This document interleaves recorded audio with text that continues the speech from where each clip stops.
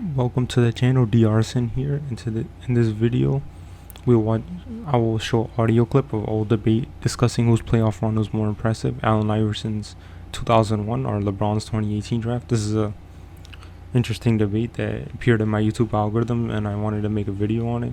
This debate was held on FS1 sports show called Speak for Yourself, which was changed to Speak, and then it was canceled. Jason Whitlock and Colin Cowherd sided with LeBron, and former NBA players Eddie House and Kenyon sided with AI. I'm going to chime in to give my point of view and why I agree with the former players.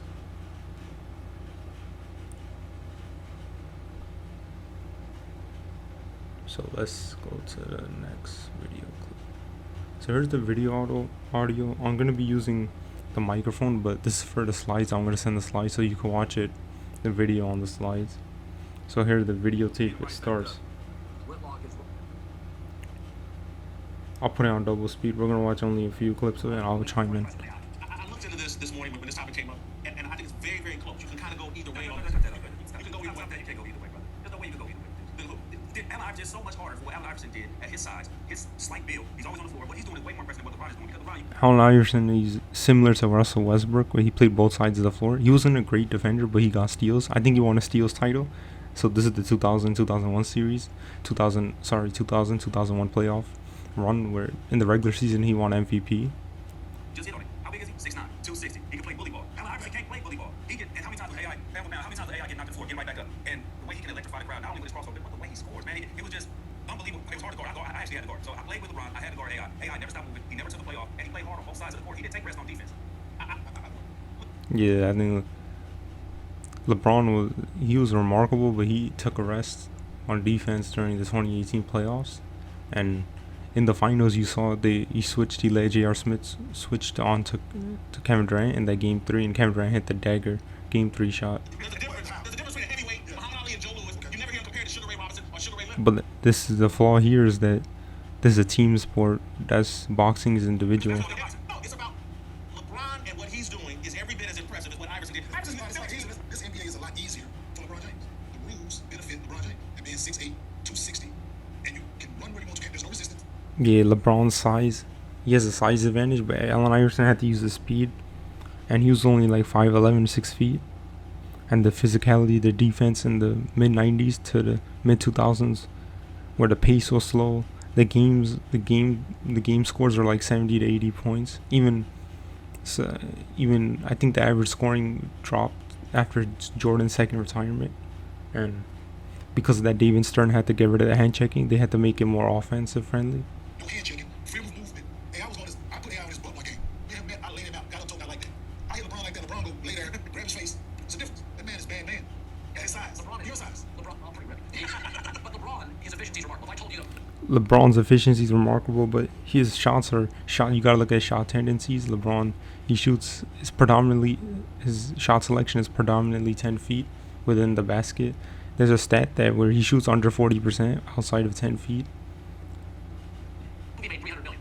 But I told you the budget was $300 million. That's not very efficient. LeBron is literally, he's 56%, over half the shots he left up. Now, Iverson had this Westbrook thing where you're like, man, it's just activity. Yeah, he played like Westbrook. He's going a million miles an hour. He had to sneak him in. Always go no shots at the guy. No shots at the guy. I want efficiency. You gotta tell me. No, I'm a critic of Westbrook too, but Allen Iverson, he actually led his team as the first option farther in the playoffs. So that's why I'm not so critical of Allen Iverson. When you're getting 38% from the floor, that's just a lot of movement.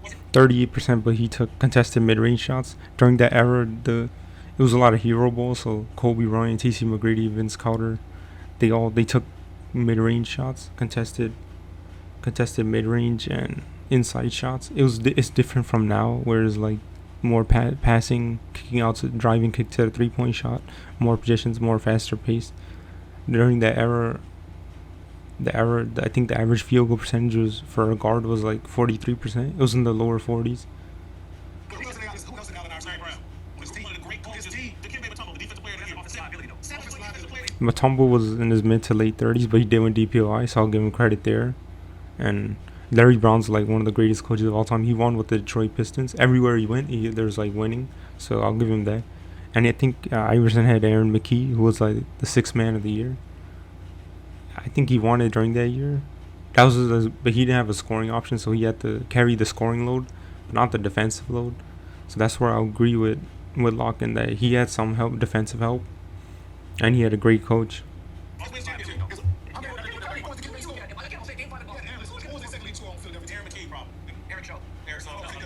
Eric Snow was ironically LeBron's teammate in Cleveland too later on.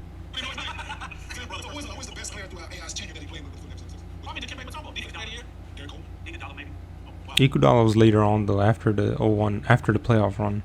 Derek Coleman, he was a good too, underrated player.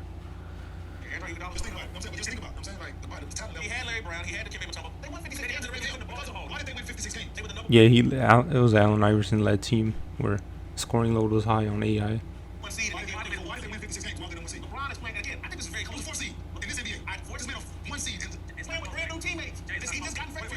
I remember during this time they traded like half the roster at the trade deadline. They got rid of Wade, Derrick Rose. They got like Jordan Clarkson, Larry Nance. They got younger pieces, but they didn't have no experience. Those younger pieces weren't in high playoff leverage moments. They didn't play in that, and as a result, they got swept in the finals. Oh, there's an ad.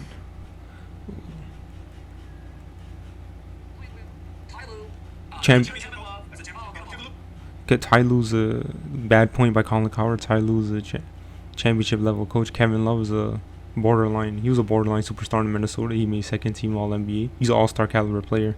I think he made All-Star during that season, but he got injured and they gave it to Goran Dragic. So he played with another All-Star, LeBron, but Allen Iverson didn't play with another All-Star. He played, I think, with the Sixth Man of the Year and the DPOI.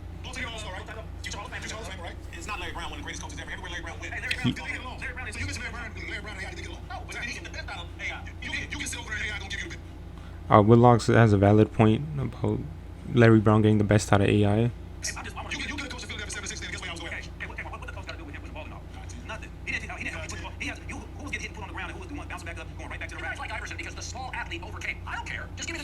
You can't just look at the numbers. You have to put context with the numbers. So this is where Colin Cowherd's wrong. Because if we just look at numbers, then Will Chamberlain's stats are great. But we have to put context with the numbers.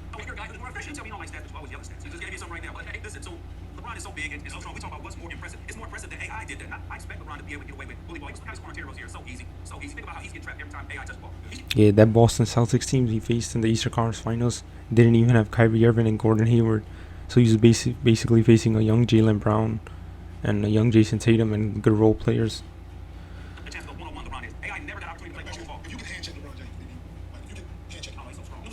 He'll still be if you can still hand check LeBron, he'll still be efficient, but he'll neutralize you, and great players can make adjustments though. So he'll still be great. LeBron will still be great, but his efficiency will drop.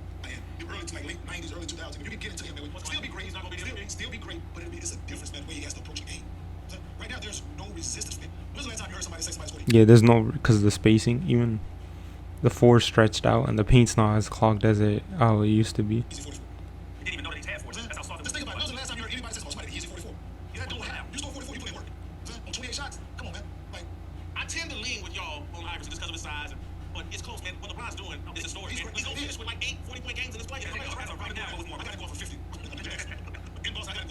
I think LeBron did have 50 against the Warriors in Game 1, but they lost because of J.R. Smith.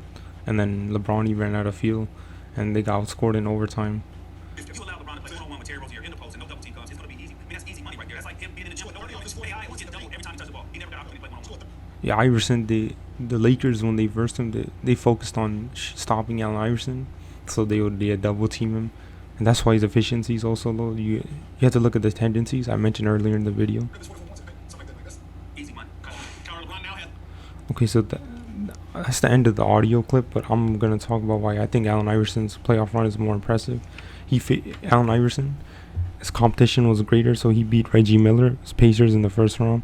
In the second round, he beat Vince Carter. In the Eastern Conference Finals, he beat Ray Allen. Glenn Robinson was All-Star that year, and Sam Cassell. In the finals, he ran into Shaq and Kobe, which became a dynasty. So each round to get to the finals, Allen Iverson beat a Hall of Famer.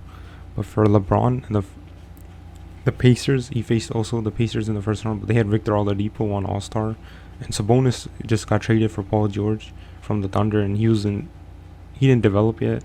The Raptors, DeMar DeRozan and Kyle Lowry, Raptors. DeMar DeRozan's not a winning player in my opinion. And Kyle Lowry, he won until the Raptors. Those Raptors won until they got Kawhi. The Celtics I mentioned earlier, they didn't have Kyrie and Gordon Hayward, and they were relying on young Jaylen Brown and Jason Tatum to get to the finals. They weren't gonna win. I had a number of people saying that the Celtics might win, but a guy didn't even play with another All-Star with him. So Colin Cowherd's point is like he's making a point for whose playoff run was better. You could argue LeBron's playoff run was better, but I'm still gonna saying who's more impressive based on Allen Iverson's size, the error, the scoring, the pace. With the way he scored 40 points in those, and where there's less possessions, and but also his competition. That's why I'll go with Allen Iverson being more impressive. You can make an argument for LeBron being having a better playoff run because of his stats and his efficiency was better, but that's about it. So here are the sources. The video link is the first link, but I use StatMoose to look at the stats. I think Iverson had they had 8 40-point games.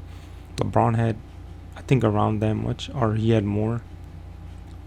But yeah, during that time. So that's it for this video. This is going to be against media narrative. So I went against Jason Whitlock's claims and Colin Cowherd's. Colin Cowherd just looking at stats. Can't do that. And Whitlock was saying Larry Brown. Well, Whitlock had more valid points than Colin Cowherd. But the thing about Allen Iverson, the scoring load was too much on him. Where even though Aaron McKee was a good scorer off the bench, I mean, he was a predominant shot creator. So that's it for this video. Thank you so much for watching.